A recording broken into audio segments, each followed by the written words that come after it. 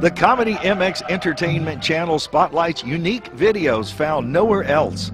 Visit world fairs, see atomic explosions, the golden age of trains, rare comedy features. You can even see the USA in your Chevrolet. It starts with a big capital E that stands for enjoy and never ends. So indulge your passions and binge watch all night.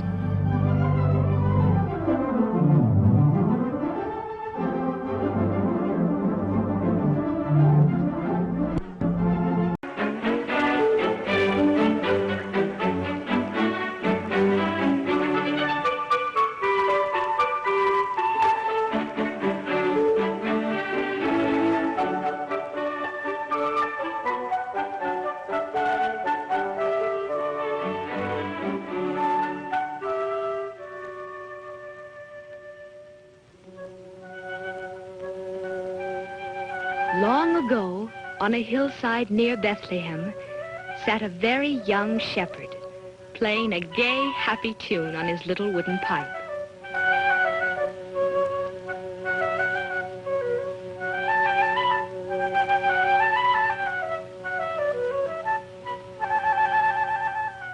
In that year, the Emperor of Rome had ordered all the people to be counted and taxed, each man in his own city. And so the highways were soon filled with travelers, returning to the towns where they had been born. On the road were a carpenter called Joseph and his wife, Mary.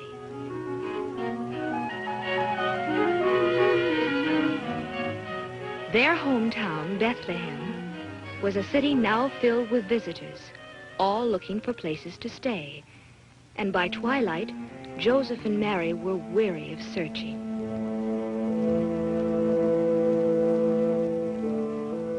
They had tried to find shelter for the night, and while people with plenty of money to offer were taken care of, Joseph and Mary were always turned away.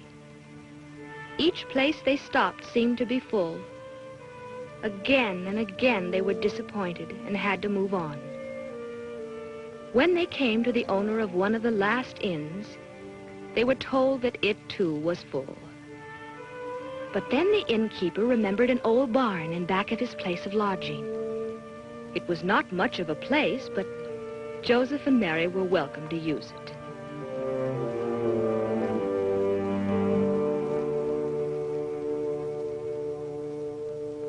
This was where they would stay for the night. And in this old, dingy stable, the animals made room for the unexpected guests. As Joseph made Mary comfortable and the weary tourists took their rest, night settled over Bethlehem.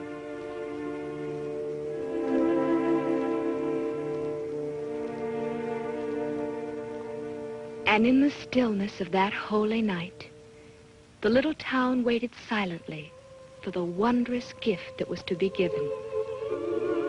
In the sky that night, in the sky above the sleeping city, a strange new star appeared, the Star of Bethlehem, telling of the birth of a great new king to be cradled in a manger.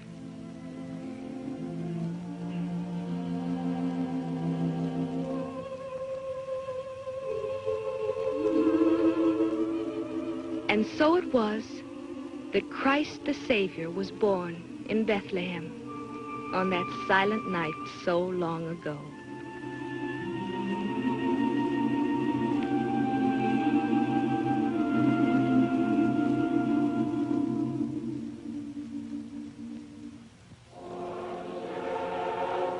Nearby in the countryside, the shepherds were watching by their fires.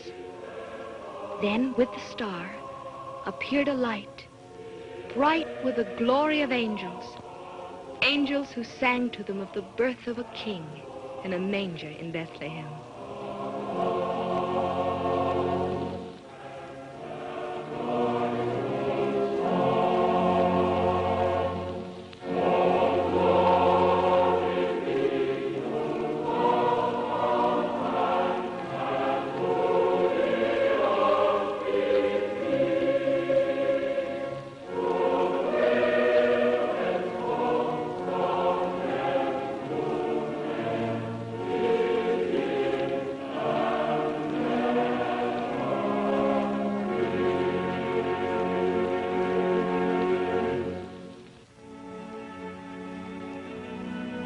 Full of wonder and surprise, the shepherds hoped to see the child of whom the angels sang.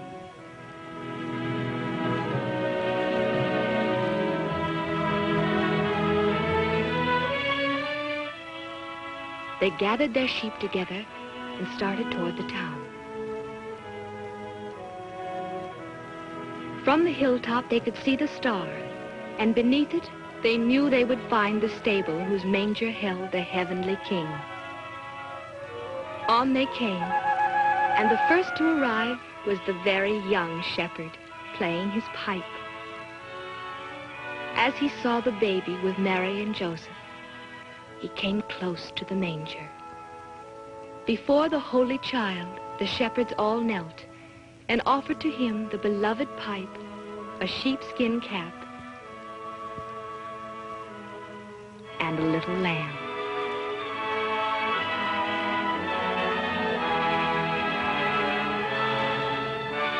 And when they had worshipped him, they would go to tell others of this wonderful thing that had happened.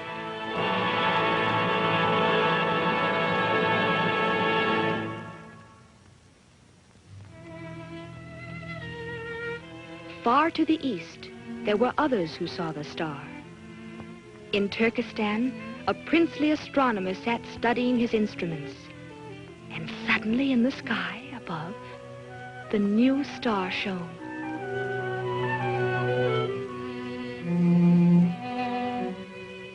In India, a king watched from the balcony of his marble-columned palace as the star grew larger and larger.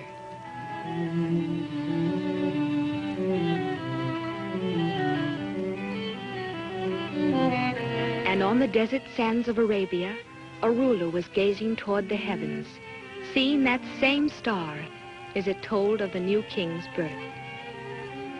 To them all, it meant that a king had been sent from God, a king they would worship. Each one set out to follow the star and to bring to the child a gift of love. The astronomer boarded his ship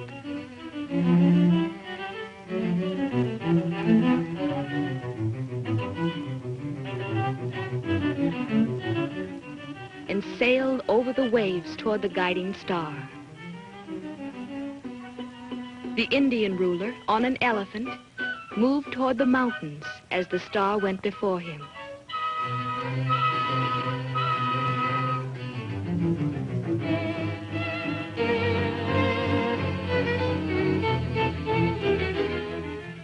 And from Arabia, across the desert, came the third king on a camel. It was a long journey and a hard one for all of them.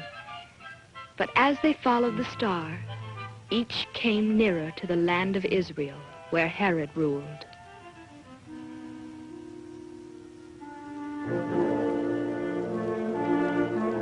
King Herod also saw the star and sent for his counselors.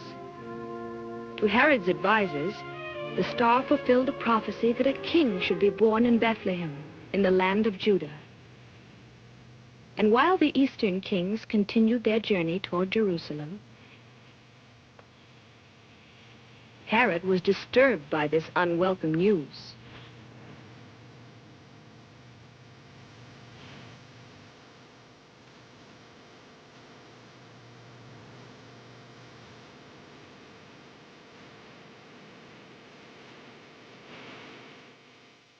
Thinking surely that King Herod could direct them to the newborn child, the wise men came to his palace to seek his advice. Perhaps they would find the babe there, in the palace.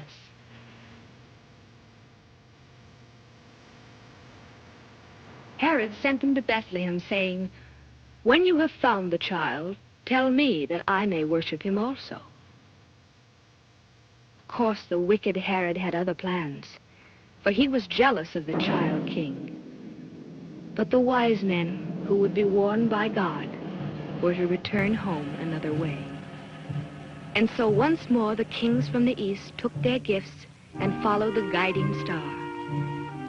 It led them out the north gates of the city, on toward the Bethlehem hills.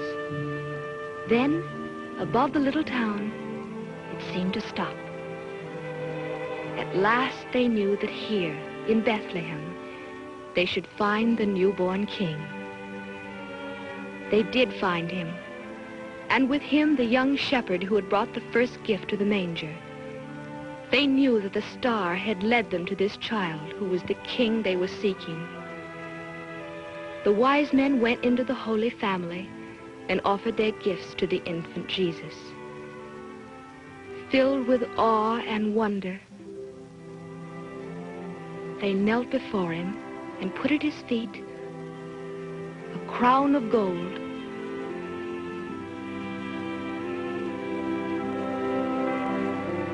a chest of frankincense, a jar of myrrh.